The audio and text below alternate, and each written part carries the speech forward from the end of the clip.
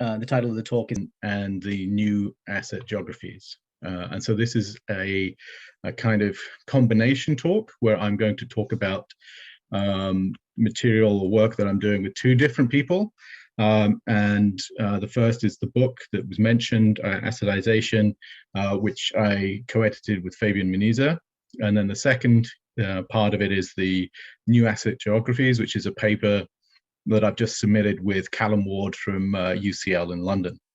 And then I'll just acknowledge the funding that I received from the Social Sciences Humanities Research Council of Canada. So what I want to talk about is this, this concept of assetization and its analytical relevance to geography.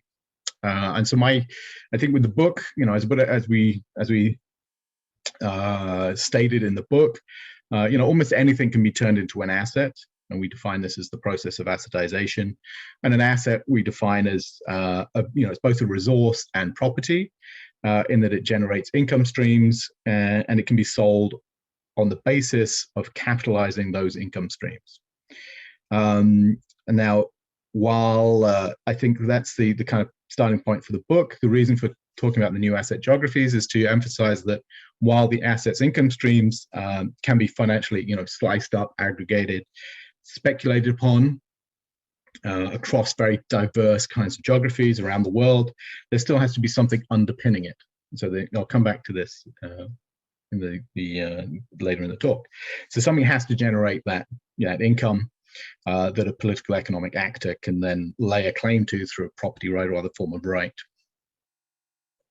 Now, I did this recently. It's just I'm interested in seeing how assetization gets taken up, because I'm obviously I have a kind of analytical commitment to it in a sense, and I'm interested in the who else is talking about it, who else is using the concept. So I just did a quick Google Scholar kind of assessment of who's taking it up, or how much it's being taken up, and I was quite surprised to see this kind of significant rise over the last sort of 4 or 5 years in the interest in this term. And just to give this some just to give this some context, if commodification is an order of magnitude significantly higher than the notion of assetization. So this is not it's not that it's replacing commodification or anything like that. It's just it's an interesting kind of to think about the growth in interest in this concept. And this is across so there's growth in interest in assetization as a concept across the social sciences. So it's geography, but it's other social sciences as well. Now, I think that geographers are very well placed to here when it comes to the study of assetization, in particular to kind of unpack and analyze the diverse and contingent asset geographies, hence the title of the talk, that are entailed in this process. And so I think that geographers are starting and are contributing to debates in this area. Now, to kind of position what I'm going to say around geography and the relevance or the contribution of geographers to this debate, I'm going to talk about assetization as a concept, and as Fabian and I developed it in the book Assetization, turning things into assets in techno-scientific capitalism. One great thing about the book, obviously, is that it's free. You can just download it, and so and there's chapters on lots of different things, and so all sorts of different people have very different interests. But there's chapters on personal data, and there's chapters on social impact bonds. There's chapters on student debt and natural capital accounting, all sorts of different things that are of interest to different people. One of the things we wanted to do in the book was kind of think through the kind of intellectual history a bit. I'm not going to talk about that here. I'll talk about that in a second when I talk about the relevance of assetization for geography, or the way that it's been taken up in geography. But it's something we do in the chapter, and if you've read it, then you'll see that we talk about this kind of intellectual lineage, and I'll come back to that in a minute. But what I wanted to do here is just emphasize the key kind of takeaways that we wanted people to get from the book, in a sense. And I've started with the definition of an asset by the International Accounting Standards, the quote there on the left, top left, saying, an asset is a resource controlled by an entity as a result of past events and from which future economic benefits are expected to flow to the entity. And I think you can break this down, and you can get at some of the interesting aspects of assets that you need to understand in order to understand the process. So it's about issues around control. What does control entail? What kinds of entities are involved? What are past events? And then what are the future benefits? And our kind of starting point in the book was that assets, the asset form, as it were, is the dominant form in contemporary techno-scientific capitalism. To reiterate what I said at the start, an asset is something that can be owned and controlled, traded, capitalized as a revenue stream, and whose valuation depends on discounting those future values. And the point of an asset is really to capture secure a durable economic rent. And so the key kind of issue here is that assets are made. That's our, we're taking that kind of constructivist position. An asset is made, and making depends upon an array of knowledge claims, narratives, discourses, social practices, institutions, and such like. Now, an asset then, and the assetization process entails this construction of an asset, but assetization, or the assets themselves, they have certain kinds of characteristics which are interesting from a social or geographical perspective. So these characteristics, which I've highlighted on the slide here, the idea that they are, the fact that they are legal constructs. You can separate the rights themselves, the particular kinds of rights themselves, from the things, which is pretty interesting when you think about it. They entail diverse modes of ownership and control, so forms of kind of exclusion, but also flow-through rights. You can control the, what is produced by an asset, that sort of thing. They're underpinned by rentership. So as I said, the point is to secure that durable rent. They entail interesting supply and demand logics and dynamics. So demand does not necessarily induce increased supply, and that's there's kind of interesting consequence of that.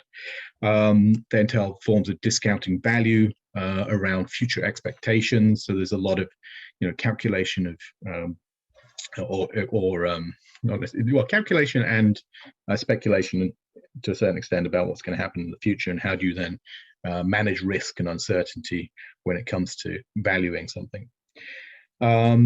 They also, the controller of assets, or the asset controller affects the value of assets in very different, can affect the value of assets in different ways.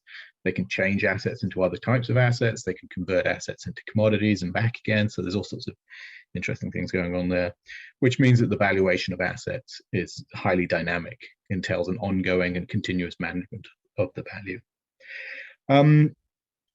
So those are some of the characteristics that we think were important to highlight. And then we did, as I said, we talked about the kind of intellectual lineage, and I'll come back to that in a minute, because I've done a slightly different one for this paper I've worked on with Callum, which is more focused on the kind of, geography, I guess. But we also then highlighted these paradoxes, problems, and open questions that assetization has raised that could really do with other people addressing them, or working towards or working on them, really. So the first one being this kind of I'm not sure conflict's the right word, but the kind of the difference between finance and markets, where there's assets are about trying to avoid the uncertainty of markets and market operations, often through the outsourcing of risk. And you can see this in I think one of the interesting things that I see with say something like big tech is the way that big tech, just like big pharma before it, outsources a lot of the the risky kind of research to startups, and there's a whole startup ecology on which big tech is centrally positioned, and they can acquire firms that they want they think have developed interesting technologies, buy out potential future competitors, and so on and so forth, as a consequence of their position within this setup.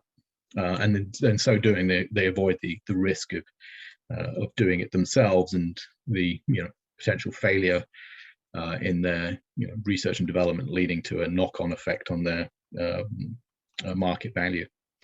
The second one then is this conflict between, say, investors and entrepreneurs, and how do you think about how you operate within the economy, and the kind of increasing focus on concerns with returns on investment and what that entails when it comes to the operations of business and the economy. And there's some really fascinating insights that can be gained by looking at things like venture capital, and the way that venture capital is arranged and organized in particular ways to enable that return on investment, whether or not the actual investment itself leads to the production of something socially useful, let's say. Then the third one is around this kind of conflict between the private profit versus public kind of interest, and who benefits from the assets that are being created, or that are being created. So the example that I think I use a lot when I'm giving a talk about assetization is around, say, nuclear waste disposal, and how do you manage the kind of the potential damage or the potential environmental impacts of that kind of nuclear waste disposal, versus the need for long-term storage, and the way that gets financed, and the way that gets managed in a kind of democratic societies. And so the problem being that you can pay for long-term storage, but if you're making decisions, you're making decisions that will impact generations of publics from now, in the sense that you have to lock in those publics to paying for long-term storage of nuclear waste.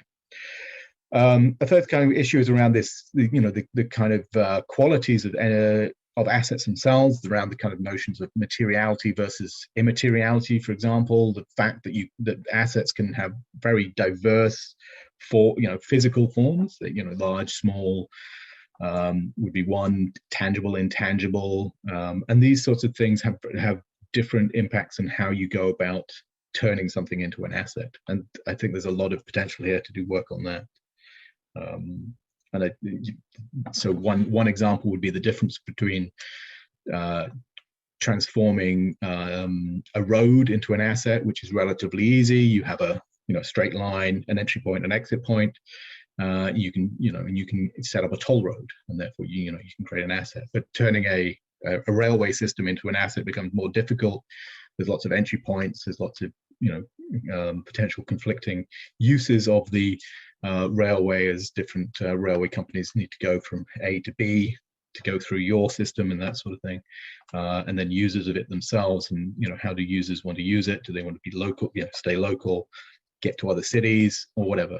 And so there's all these kinds of interesting dynamics there. And then the final one is around this issue of ownership and control. And so I've called it ownership versus contract. And this is really about, what are the modes of control here that are necessary to turn something into an asset? And increasingly, I think there's this shift away from, straight up property rights towards more kind of contractual arrangements. And this is a contract law is a fascinating area of law, because it's all about the creation of private kind of law and private regulation of the economy. And I've written about that in relation to neoliberalism. So I think there's something here interesting around this when it comes to contemporary digital economies as well. So that's kind of just setting up the kind of this notion of assetization. And what I wanted to do next then was talk about new asset geographies. And part of the inspiration for this comes from this Andrew Lachon and Nigel Thrift article, The Capitalization of Almost Everything, in which this quote jumped out at me because of my obsession with assets and assetization.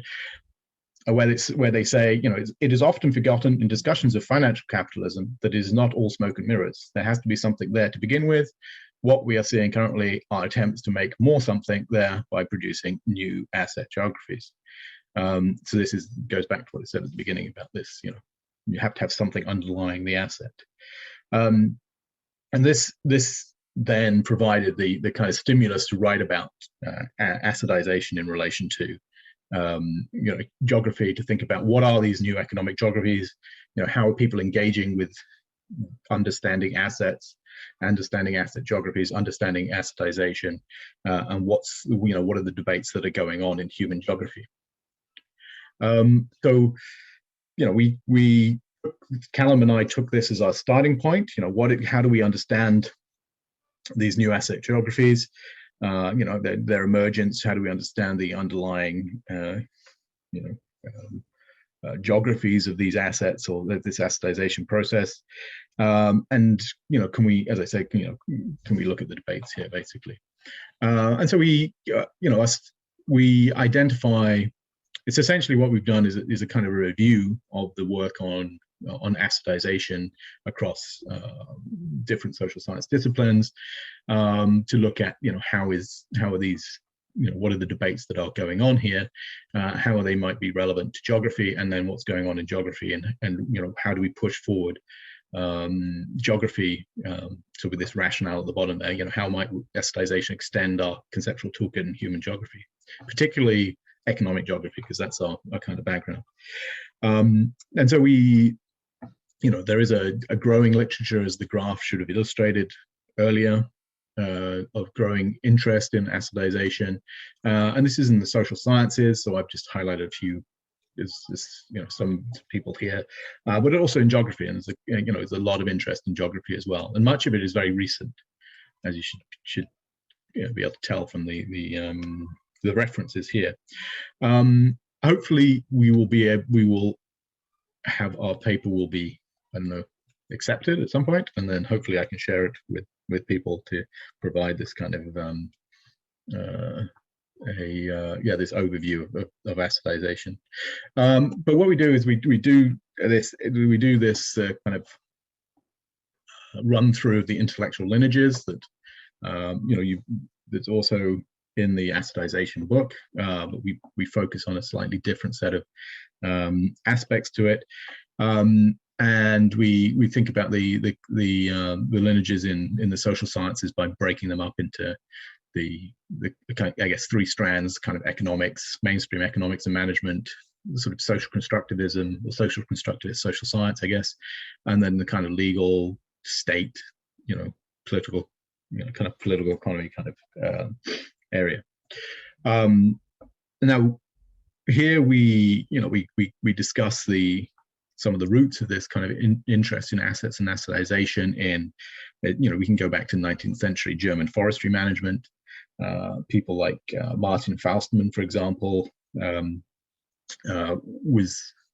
worked on this capitalization of forests back in the 19th century. There's some great work by Liliana Doganova, who's looked at this, and I think others as well.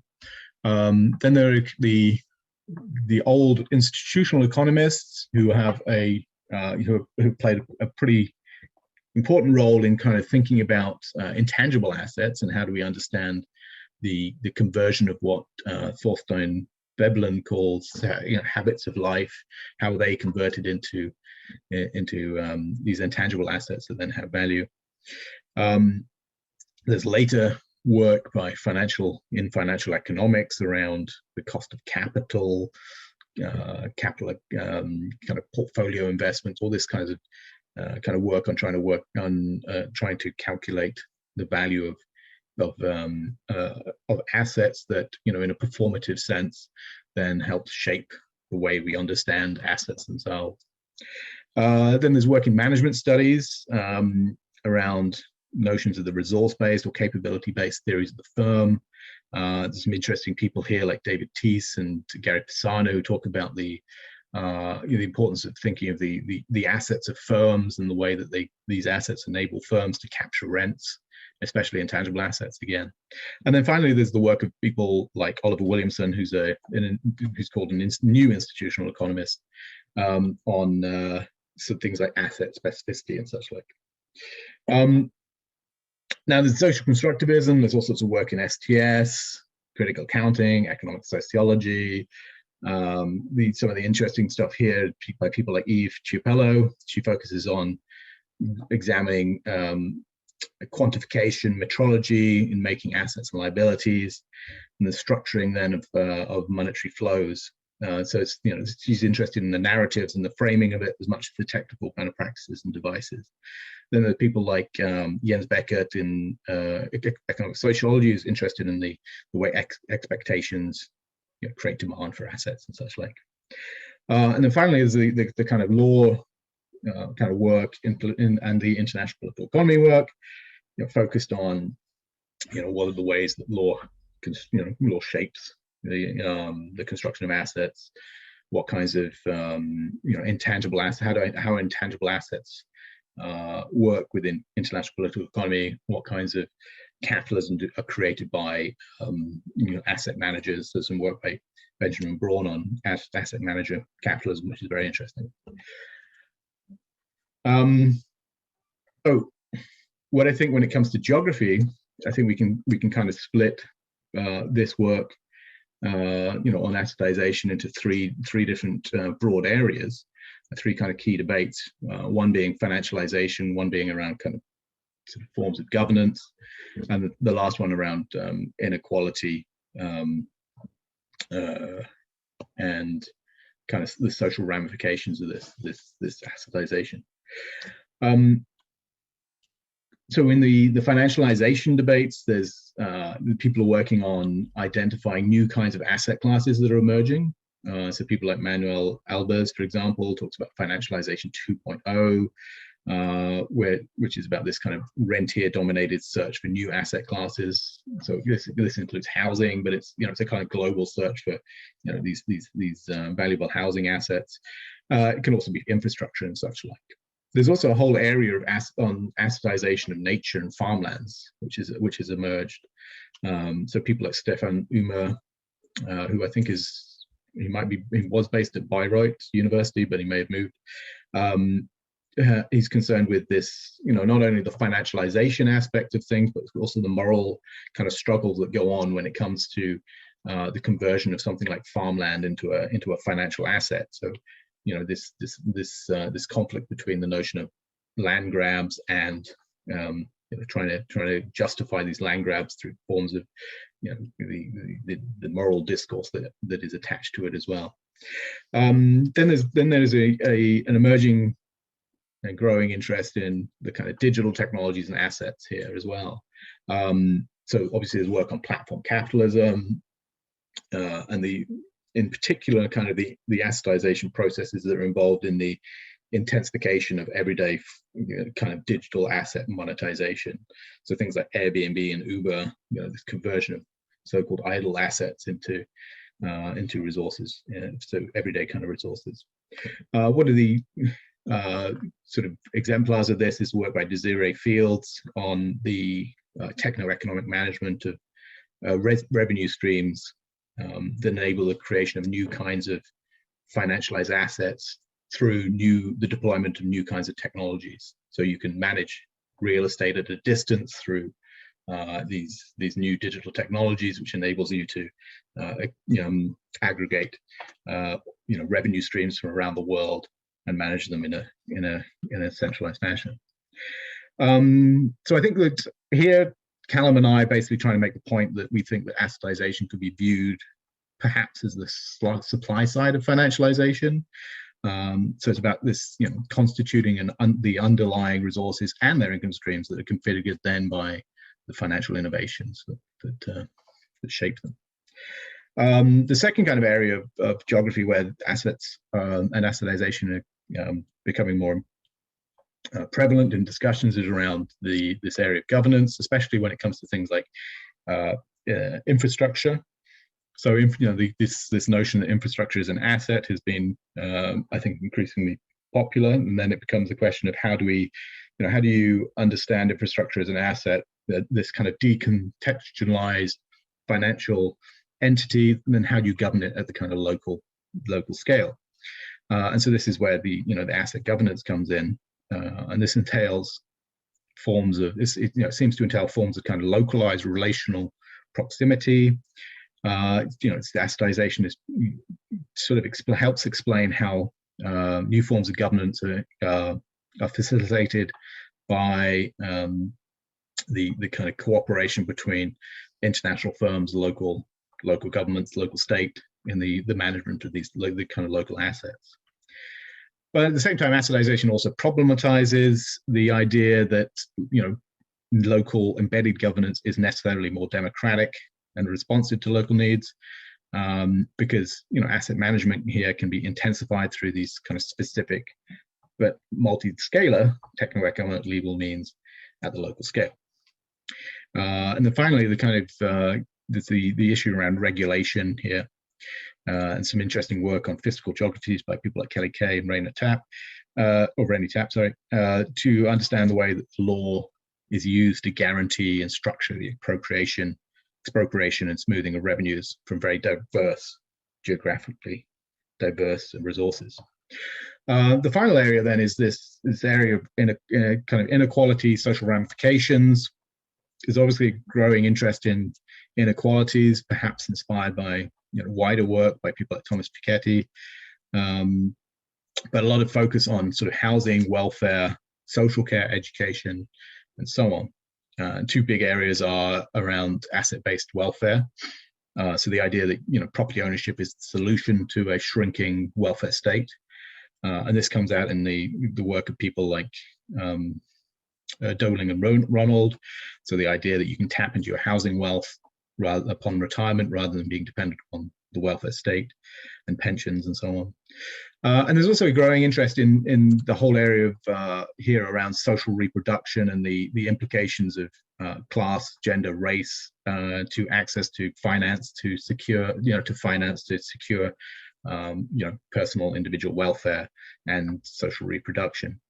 And so there's the interest in the kind of inequality in access to assets and access to the finance to pay for these assets. And so there's some good work on just coming out on childcare, for example, the assetization of childcare by Aisling Gallagher from New Zealand, and also on social care, particularly old age social care by Kendra Strauss in Canada.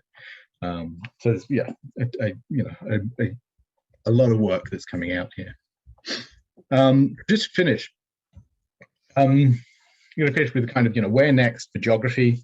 Give you 3 suggestions, and why I think assetization is a kind of useful, useful beyond the analytic, if you like, useful beyond the kind of its analytical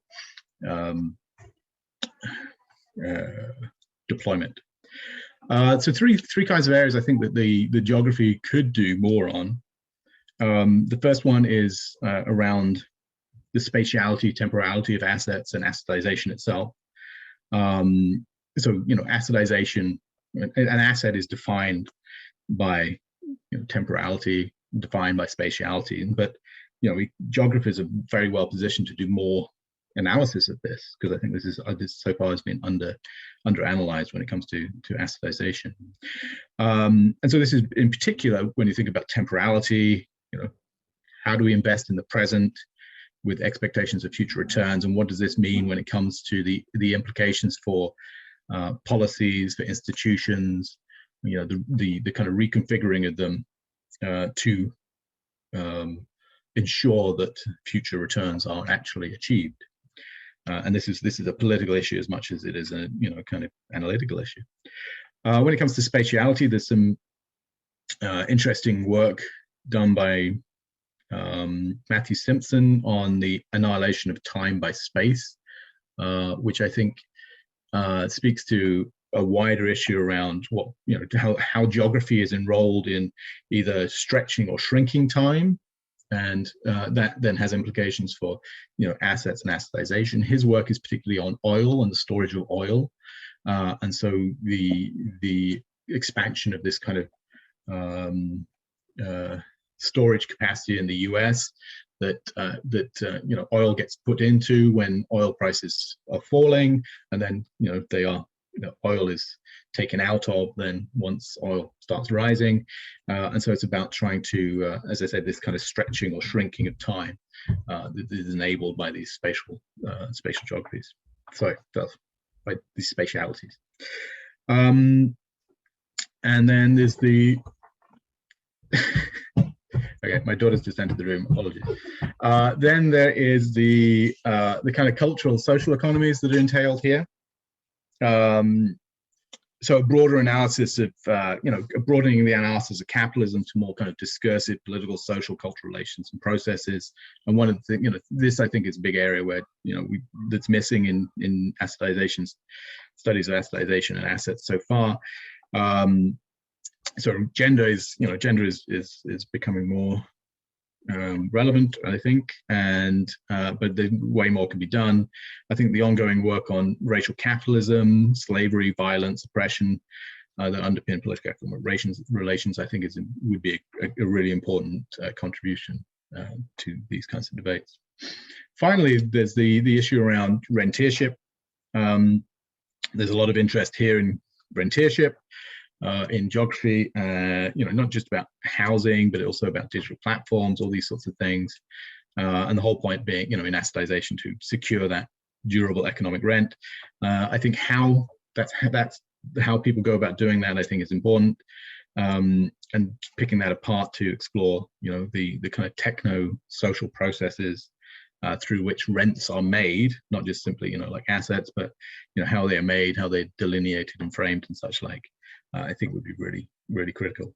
So just to finish, what I think more broadly, what I think assetization helps do, or why it's useful as a concept, is I think it helps us to kind of, well, it has the potential to broaden kind of debates about a number of very important contemporary issues, and I think it brings together, or has the potential to bring together a lot of different interlocutors, different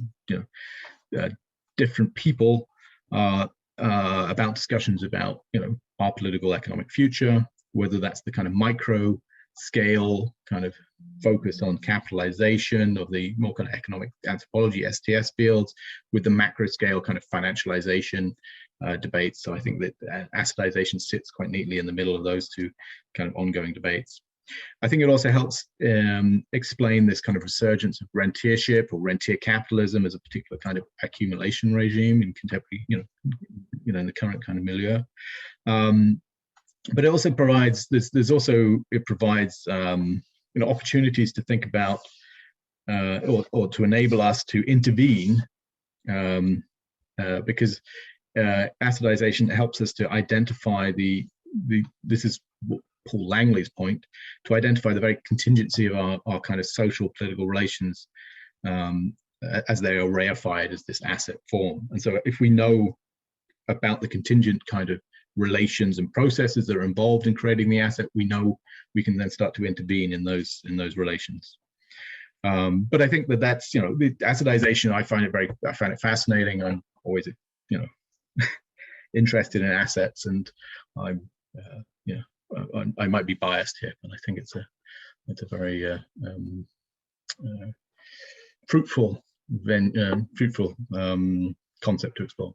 So I hope I haven't gone over time too much. Thank you very much for your time, and I look forward to questions.